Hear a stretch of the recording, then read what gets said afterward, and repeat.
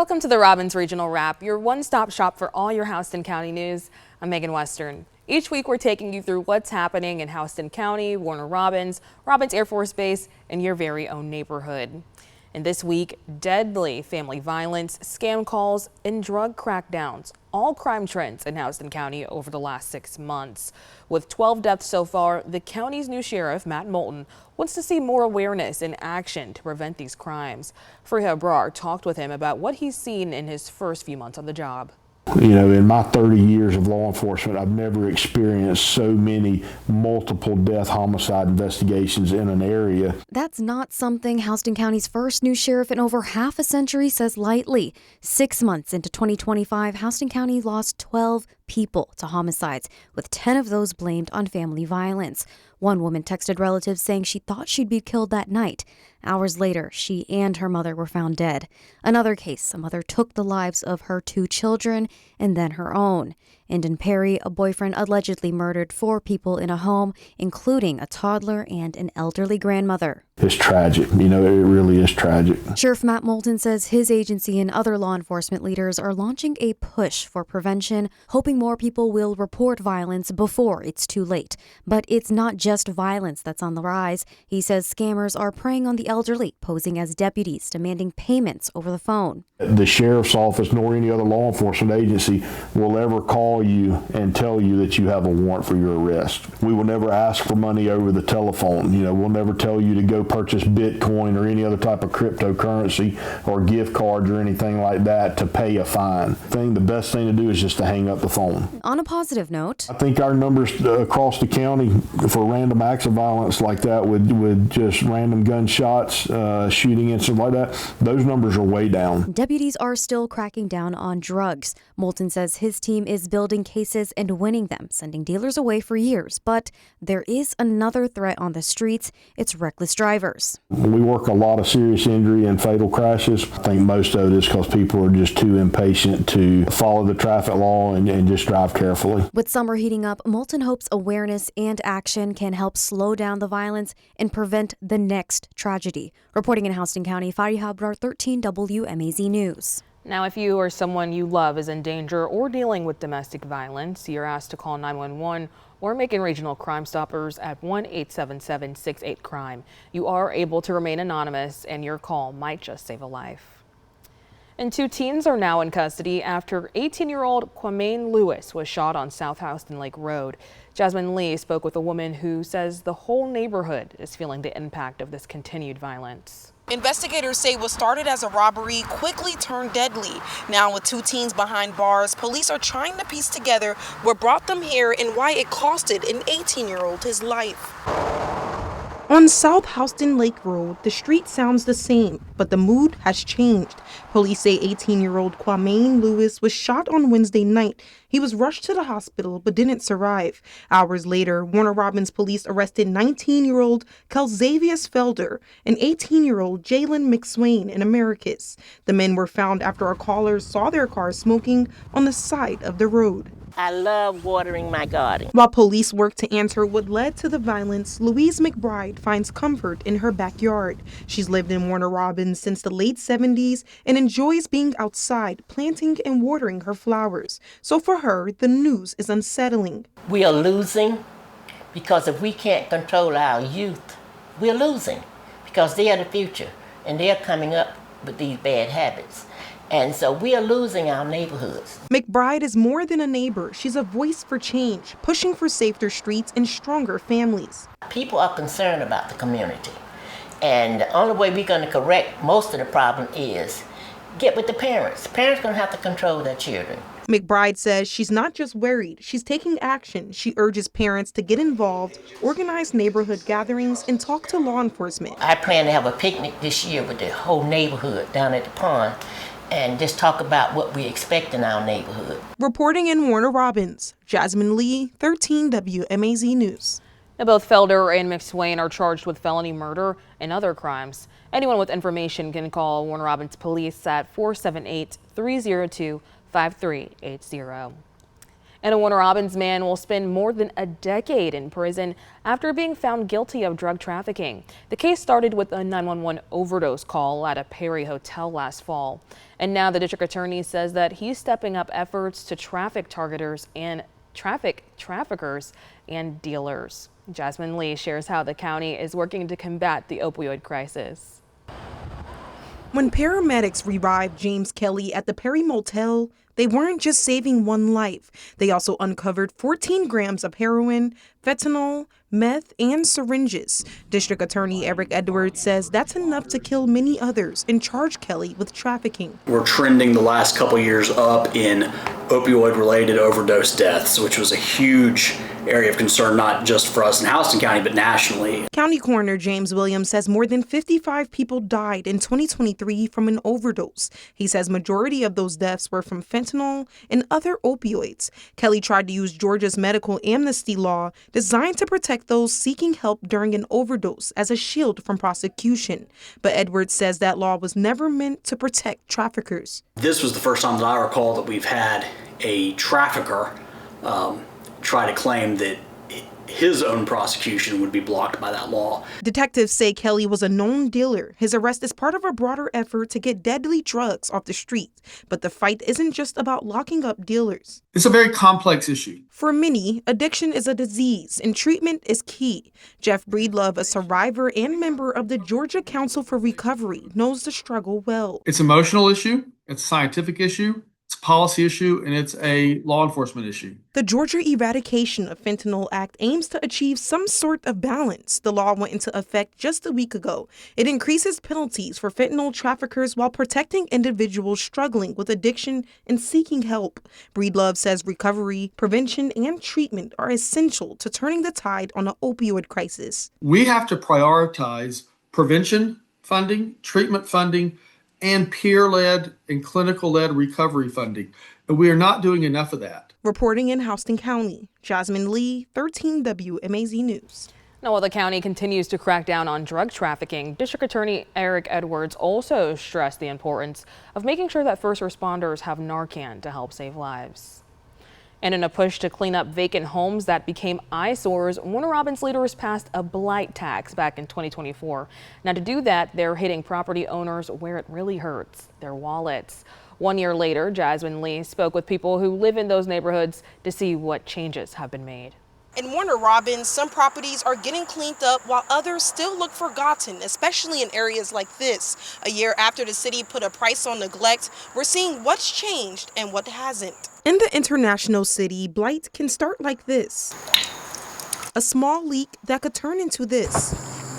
Empty buildings, trash lots, and forgotten corners of neighborhoods. Blight has always been a problem in the city of Warner Robins. The city passed a blight tax to target eyesores, charging owners extra if vacant or unsafe properties stayed neglected. That means abandoned homes, rundown businesses, or any property left to fall apart could cost owners an extra 10 mils in taxes if they don't fix it. It's way more complex than just slapping a couple signs up. For longtime resident Mike Jones, it's not just about the buildings. He says it'll take the whole community to see real change. This is a community thing, and I just don't think city council and mayor are going to be the ones that actively fix this unless they're willing to do some really, really big work. But some residents say they've noticed improvements, like James Erdmanchik, who's seen city crews cleaning up to stay ahead of the mess.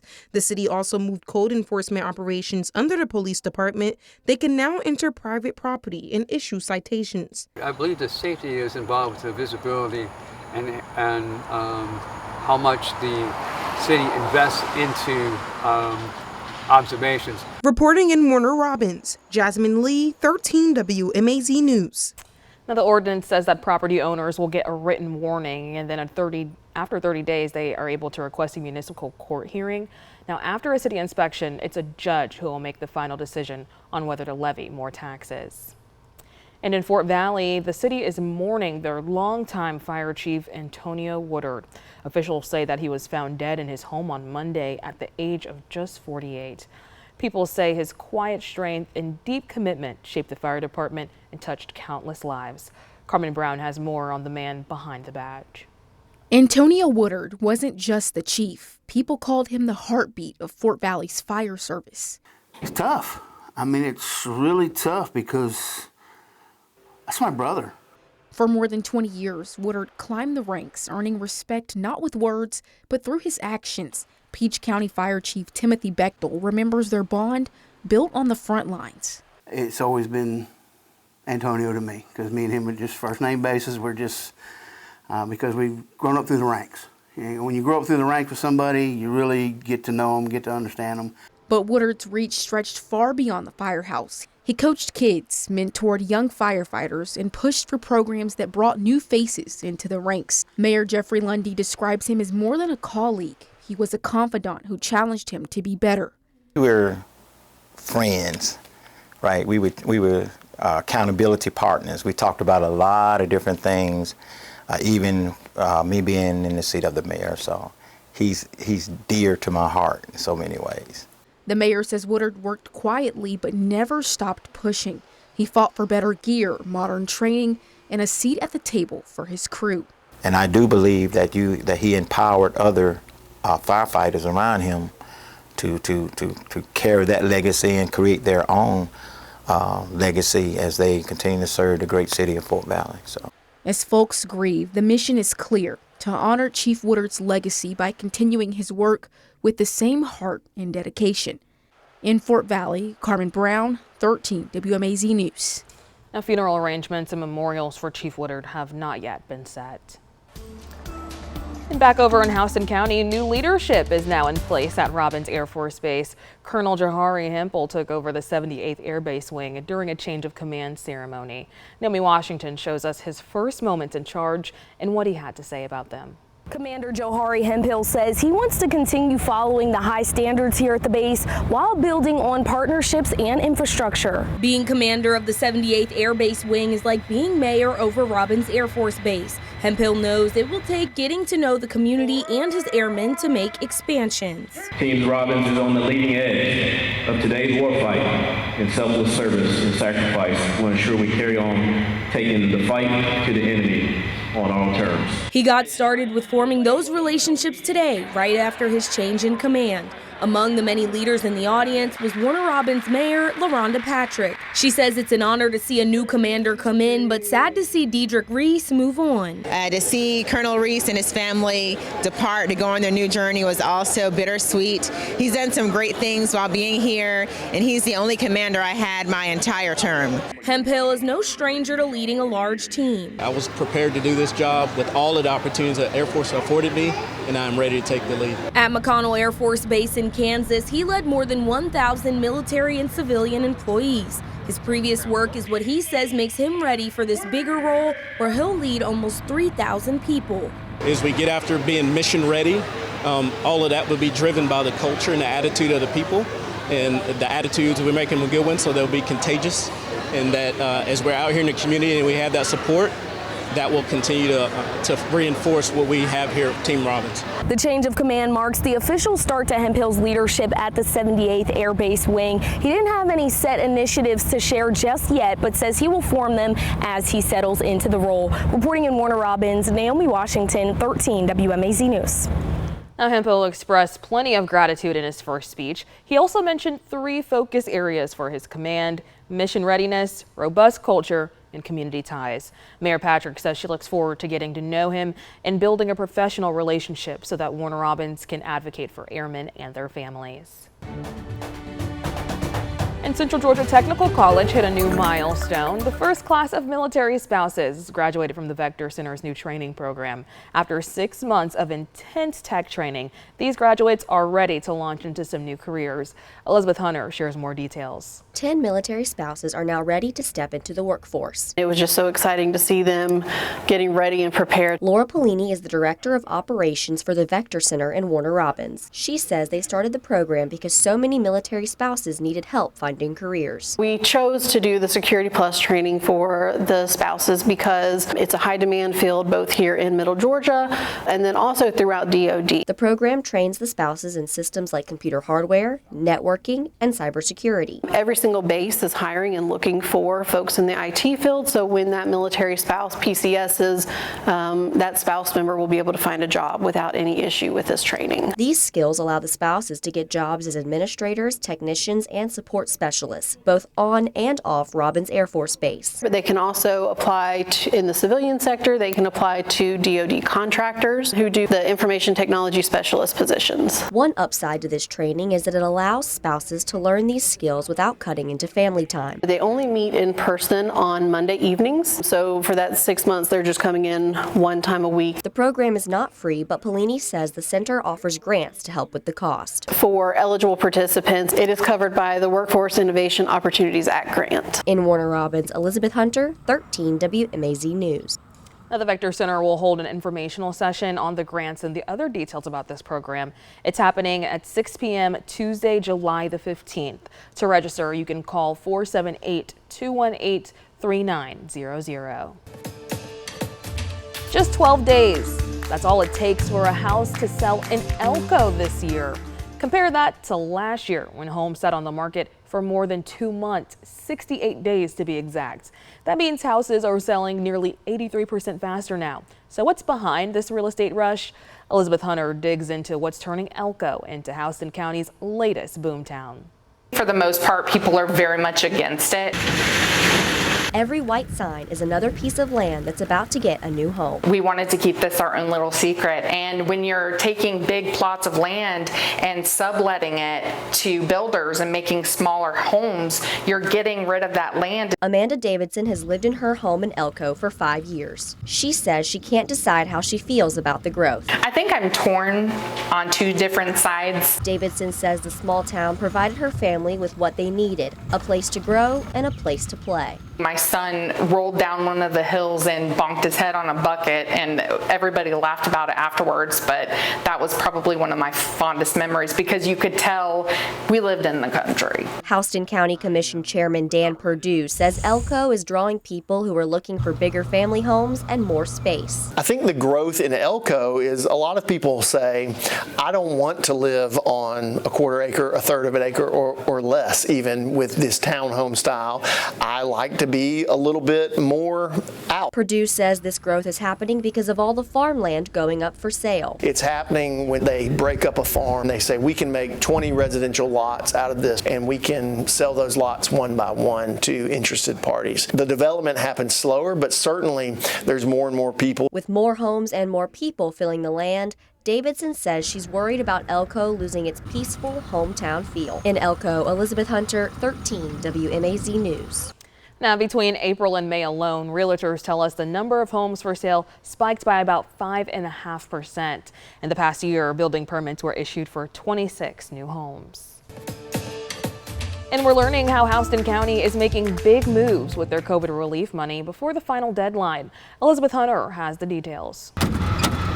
It's out with the old and in with the new. The cost of ownership has outlived the truck at this point. Fire Chief Chris Stoner says Houston County is rolling in 2 new rescue trucks thanks to American Rescue Plan funds. The only time we really have an opportunity to do something like this because the equipment is so expensive is to use this type of program through ARPA. It cost $1.12 million from the federal funds to purchase the trucks. Stoner says his department needed these trucks to keep running smoothly. We can do things quicker because of the added equipment and technology that we're going to have on these new trucks compared to the older ones. So we could still do the job before. Now we're just going to be able to do it more efficiently. Houston County Chairman Dan Perdue says the trucks were a priority for them. Houston County government is really focused on 2 things, and those being public safety and infrastructure. The new trucks will allow firefighters to respond to calls faster and all together. They will also have more space for equipment. Stoner says these trucks are essential for responding to traffic accidents and house fires. They respond to all traffic accidents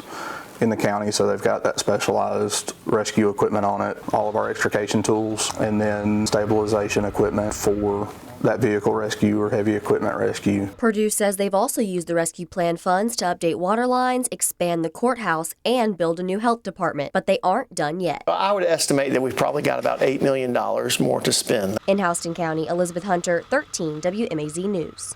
Now, Perdue says they already decided which county departments will get the remaining money, but they haven't decided what it'll be spent on.